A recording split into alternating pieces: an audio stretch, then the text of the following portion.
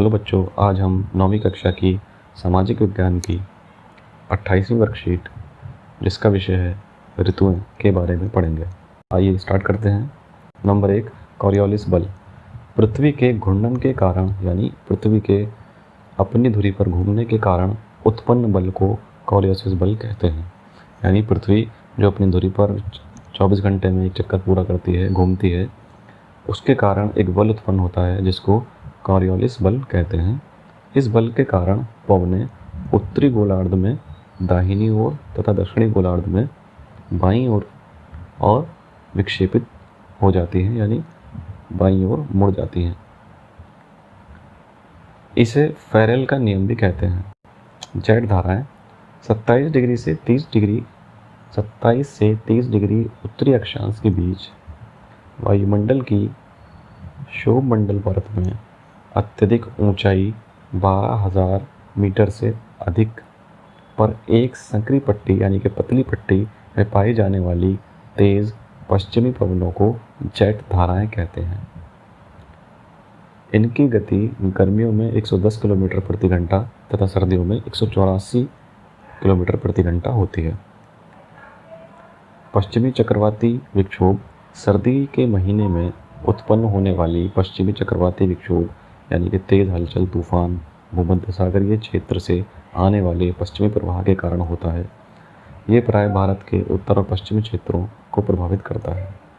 यानी सर्दियों के महीनों में जब चक्रवाती विक्षोभ होता है यानी तेज हवाएं चलती हैं, जब तूफान आता है, तो भूमध्य सागरीय क्षेत्र से आने वाली पश्चिमी प्रवाह के कारण ये भारत के खासतौर पर उत्तर और उत्तर पश्चिमी क्षेत्र को प्रभावित करती हैं, यानी यहाँ पर भी तेज हवाएं चलती हैं। नंबर 4 है एल नीनो।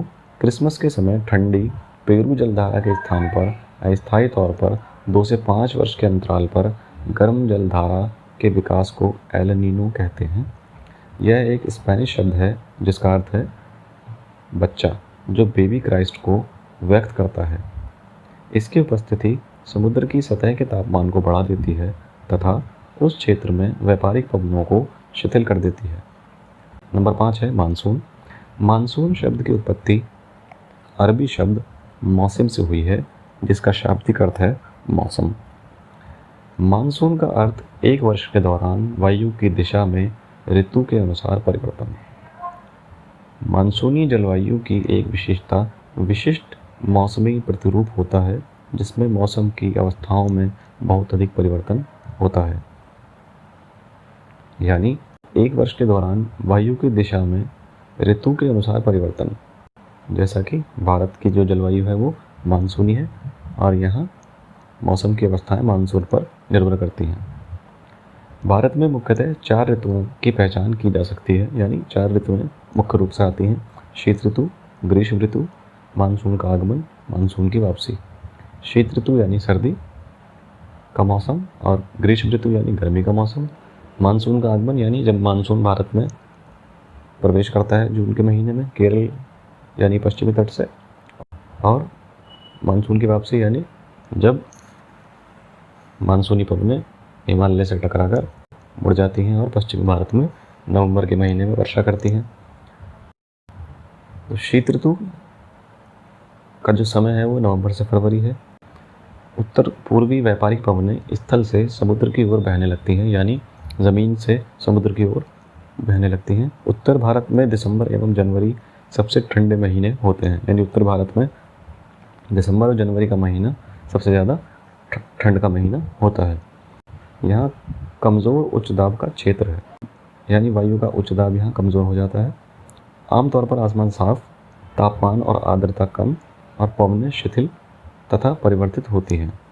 यानी मौसम साफ रहता है, तापमान और आर्द्रता यानी कि वायु में नमी की मात्रा और तापमान दोनों ही कम होते हैं, और पवनें भी कुछ खास नहीं चलती, ठहरी हुई सी रहती हैं और परिवर्तित होती रहती हैं, यानी उनकी दिशा बदलती रहती है। दक्षिण की ओर बढ़ने पर तापमान में बढ़ोतरी होती रहती है। देश के अधिकतर भाग में मौसम शुष्क, केवल तमिलनाडु तट पर कुछ मात्रा में वर्षा होती है। पश्चिमी विक्षोभ के कारण कभी कभी उत्तरी मैदानों में वर्षा हो जाती है। यानी पश्चिम विक्षोभ का मतलब है पश्चिम से आने वाली ठंडी हवाओं के कारण भारत के उत्तरी मैदानों में होने वाली वर्षा। आगे है ग्रीष्म ऋतु। समय इसका होता है मार्च से मई। इस उत्तरी मैदानों में तापमान में अत्यधिक वृद्धि होती है, जिससे कम दाब वाला लंबवत क्षेत्र तैयार हो जाता है। यानी उत्तरी भारत में इन महीनों में गर्मी पड़ती है और कम वायु दाब वाला क्षेत्र बन जाता है। उत्तर एवं उत्तर पश्चिमी भागों में दिन के समय में गर्म और शुष्क हवा बहती है, जिसको हम लू कहते हैं। कई बार तीव्र हवाओं के साथ गरज वाली मूसलाधार वर्षा या हिमवृष्टि, जिसे पश्चिम बंगाल में काला वैशाखी कहते हैं, भी होती है। यानी ओले भी पड़ जाते हैं और मूसलाधार बारिश भी होती है। ऋतु के अंत में कर्नाटक एवं केरल में पूर्व मानसूनी वर्षा, जिससे आम जल्दी पक जाते हैं, आम वर्षा कहलाती है। यानी शीत ऋतु का अंत हो और गर्मियों का मौसम आना स्टार्ट होता है, तो वहाँ पर पूर्व मानसून आने से पहले ही वर्षा हो जाती है, जिससे आम जल्दी पक जाते हैं, तो उस वर्षा को वहाँ आम वर्षा कहा जाता है।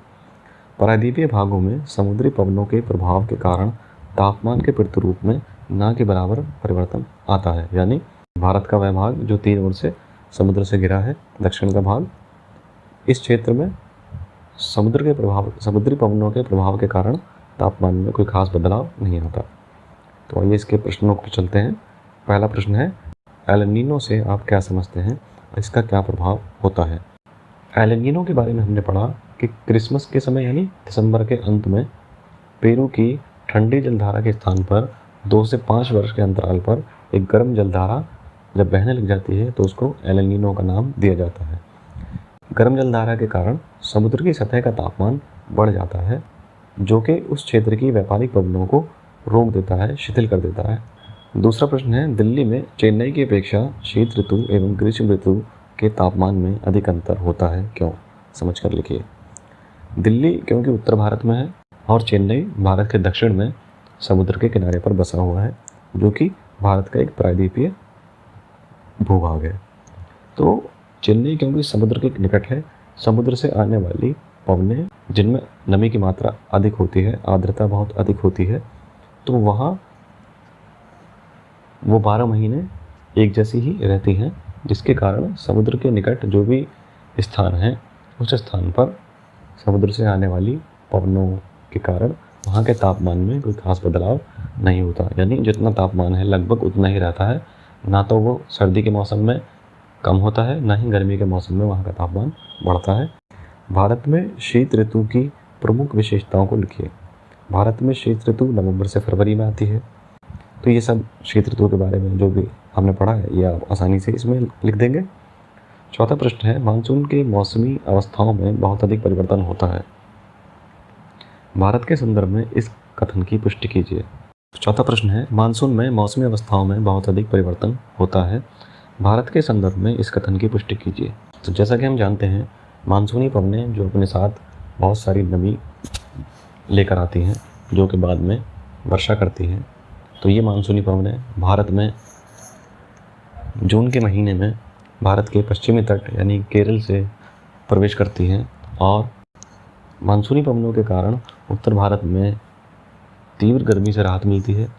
बारिश के कारण तापमान में कमी आ जाती है, और ग्रीष्म ऋतु जो है वो वर्षा ऋतु में परिवर्तित हो जाती है, जिसके कारण यहाँ अलग तरह के मौसम बनते हैं।